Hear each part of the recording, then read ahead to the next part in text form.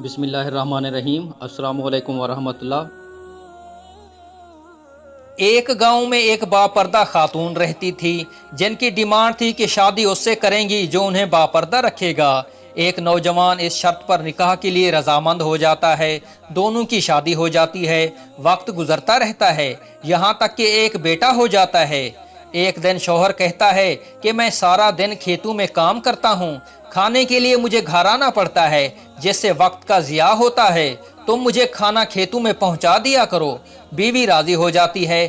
وقت گزرتے گزرتے ایک اور بیٹا ہو جاتا ہے جس پر شوہر کہتا ہے کہ اب گزارا مشکل ہے، تمہیں میرے ساتھ کھیتوں میں ہاتھ بٹانا پڑے گا۔ یوں وہ باپردگی سے نیم پردے تک پہنچ جاتی ہے اور تیسرے بیٹے کی پیدائش پر اس کا شوہر مکمل بے پردگی تک لے آتا ہے۔ وقت گزرتا رہتا ہے، یہاں تک کہ اولاد جوان ہو جاتی ہے۔ ایک دن یوں ہی بیٹھے بیٹھے شوہر ہنسنے لگتا ہے۔ بیوی سبب پوچھتی ہے تو کہتا ہے کہ بڑا تم پردہ کرتی تھی، آخر تیرا پردہ ختم ہو گیا، کیا فرق پڑا پردے اور بے پردگی کا؟ زندگی تو اب بھی ویسے ہی گزر رہی ہے۔ بیوی بولتی ہے کہ تم ساتھ والے کمرے میں چھپ جاؤ، میں تمہیں پردے اور بے پردگی کا فرق سمجھاتی ہوں۔ شوہر کمرے میں چھپ جاتا ہے۔ عورت اپنے بال بکھیرے رونا پیٹنا شروع کر دیتی ہے۔ پہلے بڑا بیٹا آتا ہے، رونے کا سبب پوچھتا ہے۔ وہ کہتی ہے تیرے باپ نے مارا ہے۔ بڑا بیٹا ماں کو سمجھاتا ہے کہ اگر مارا ہے تو کوئی بات نہیں، وہ آپ سے محبت بھی تو کرتے ہیں، آپ کا خیال رکھتے ہیں۔ وہ سمجھا بجھا کر چلا جاتا ہے۔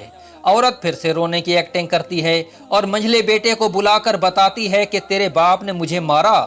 منجھلا بیٹے کو غصہ آتا ہے، وہ باپ کو برا بھلا کہتے ہوئے ماں کو سمجھا بجھا کر چپ کروا کر چلا جاتا ہے۔ آخرکار عورت یہی ڈرامہ چھوٹے بیٹے کے سامنے کرتی ہے۔ چھوٹا بیٹا تو غصے سے آگ بگولا ہو جاتا ہے اور زور زور سے گالیاں بکتے ہوئے ڈنڈا اٹھاتا ہے اور کہتا ہے کہ ابھی باپ کی خبر لیتا ہوں۔ پھر عورت شوہر کو بلا کر بولتی ہے کہ پہلا بیٹا میرے پردے کے وقت پیدا ہوا تو اس نے تیرا پردہ رکھا، دوسرا بیٹا نیم پردے کے زمانے میں پیدا ہوا تو تیری آدھی لاج رکھ لی، جبکہ تیسرا بیٹا جو مکمل بے پردگی کے زمانے میں پیدا ہوا تو وہ مکمل طور پر تیرا عزت کا پردہ اتارنے گیا ہے۔ حاصل کلام یہ کہ پردہ عورت کا فطری تقاضا ہے اور یہ اللہ تعالیٰ کی طرف سے قاعدہ بھی ہے اور حکم بھی ہے۔